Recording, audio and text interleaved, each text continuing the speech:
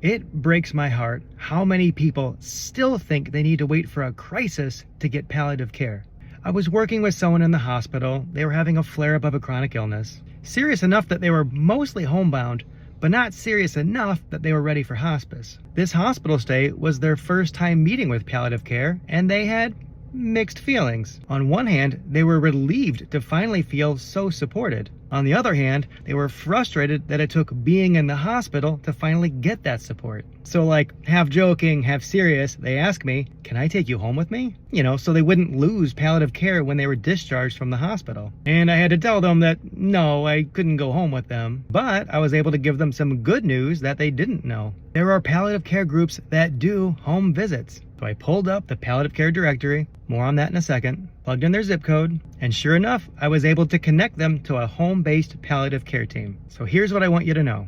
If you, or someone you love, could benefit from the support of a palliative care team, even if leaving home is a challenge, you may not have to wait for a crisis to get it. Check out getpalliativecare.org. They've got a directory to help you find palliative care services near you. And if you don't see anything listed there, I've got one more tip for you in the caption.